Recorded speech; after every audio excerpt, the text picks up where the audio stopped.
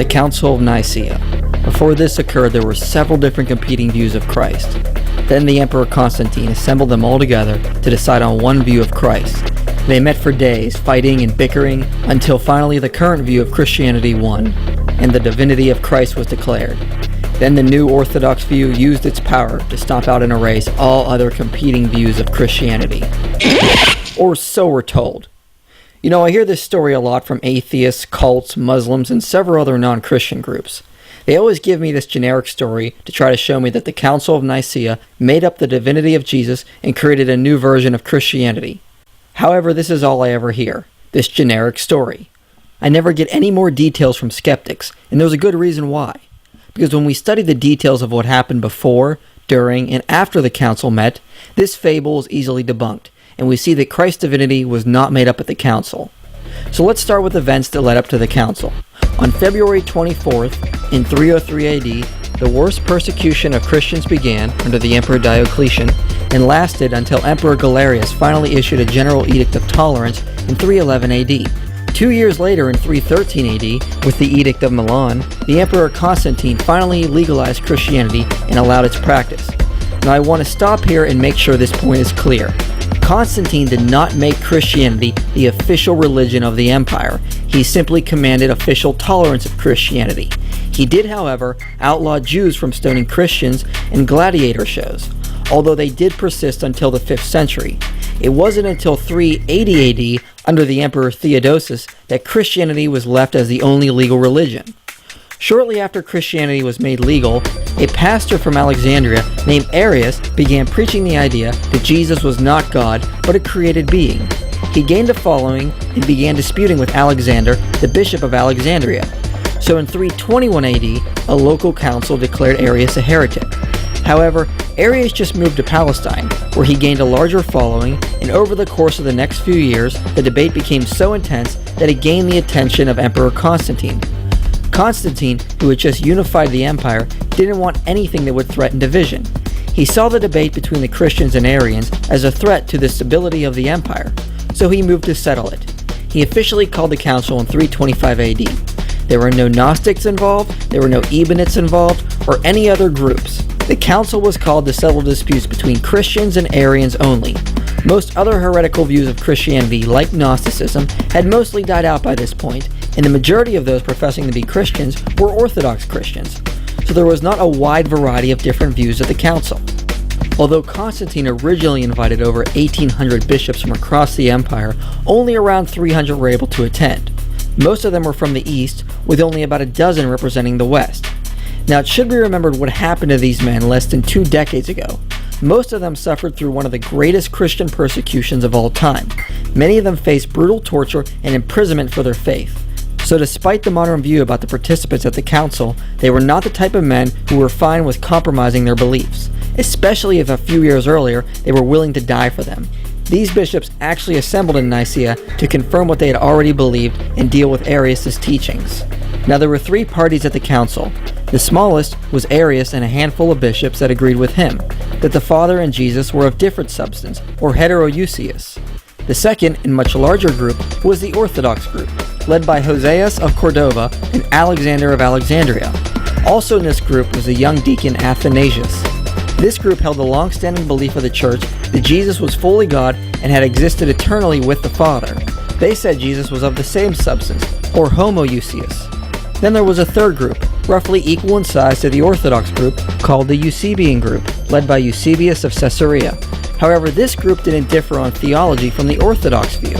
They also believed Jesus was fully God and had existed eternally with the Father. They only differed on the use of the word homoousios. The reason is because in previous centuries, modalist heresies had used the word to teach that the Father and Jesus were one person and not coexisting persons of one being. So in actuality, the Orthodox group and the Eusebian group didn't differ on theology or the deity of Christ. They only differed on terminology. Now, a big modern myth is that Emperor Constantine forced Trinitarian views on the church, but this simply is not historically supported. Although he presided over the council, he did not push any particular view. He was no theologian. All he wanted was that both sides would come to an agreement and there would be unity in the church. The Orthodox group listened to the views of Arius, and they overwhelmingly rejected his views as being new and distant from the view of the church. Eusebius writes that some of the bishops tore up letters containing Arius' teachings. He then writes that church leaders interrogated Arius using scripture, but found he had a new way of interpreting every piece of scripture. They then pointed out that his views had to be wrong because it was new and it wasn't taught in any early church history. Athanasius rhetorically asked, "How many fathers can you cite for your phrases?" They then formed the Nicene Creed, which is a clear condemnation of Arius' teachings and a confirmation of the Orthodox view. In the end, all but Arius and 2 bishops signed the creed, clearly showing there was no major divisions in church theology. The council then moved to deal with other issues, such as which day to formally celebrate Easter. They formally denounced Gnosticism in other minor sects, publicized 20 canon laws, and dealt with other minor issues. The council did not decide on the biblical canon. The canon had evolved on its own over time. However, according to the Muratorian fragment, the canon was nearly complete by the end of the 2nd century.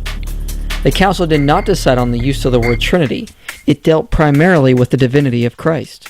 The word Trinity can be found in early Christian history as it was used by early church fathers. An acceptance of a divine three can also be found in other early Christian writings. Now, the results of the council did not actually please Constantine. In fact, he was very angry at the Christians. He wanted unity and compromise, not for one side to denounce the other. He actually took pity on the Arians. Arius was exiled and fled to Ilaria for a short time, while his heresy began to spread and gain political power, especially when on her deathbed, Constantine's sister urged Constantine to support Arius, and he actually did. Arius found a new crafty way of interpreting the Nicene Creed in his favor, and Constantine invited him back so he could force the church to readmit him. However, Arius died before this could happen. A follower of Arius, Eusebius of Nicomedia, was able to sway Constantine more in favor of the Arian view. Just before his death, Eusebius of Nicomedia baptized Constantine, effectively symbolizing his siding with the Arians. After Constantine's death, the Arians continued to gain more ground against the Orthodox view.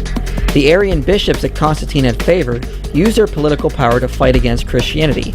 Constantine was succeeded by 2 Arian emperors in the east who worked with Arian bishops in an attempt to override Nicaea and write a new creed.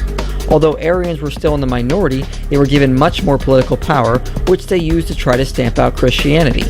Many Christian leaders were forced into subscribing to creeds that did not favor either side. Jerome later described this time period as when the whole world groaned and was astonished to find itself Arian. However, despite the power of the Arians, one bishop fought back almost completely by himself. Athanasius of Alexandria continued to argue from Scripture and stand against the might of the Arian heresy. Even when he was banished and removed from his position 5 times, he never swayed and stood for truth against the Arian political machine. He was a popular hero who prevented Christian theology from compromising and giving in to the Arians. So the Arians turned to gaining more political power. But just before the Arians completely consolidated their hold over the empire, they turned to internal fighting and destroyed themselves. It wasn't long before all their political power was lost, and the Christians were able to meet in 381 AD at the Council of Constantinople and reaffirm the Nicene faith. The battle between the Arians and the Christians did not end there. After the Council of Nicaea, many Arian bishops headed north and began converting the Germanic tribes to Arianism. They then eventually conquered the Western Roman Empire, and the Christians had to deal with Arianism again. However, as we can see today, Arianism died out, and Christianity is still going strong and growing. So as you can see, Christian bishops did not inherit absolute political power from the Council of Nicaea and used it to stomp out other competing sects. On the contrary, it was the Arians who gained the political power and tried to stomp out the true church. So there is no evidence the council created Christianity, the concept of the Trinity, or the divinity of Jesus, or used political power to erase other competing sects. This myth about the council is a complete fairy tale. It astonishes me how many non-Christians used the Council of Nicaea to try to claim Christianity was made up in 325 AD, when historically there is just no evidence for it.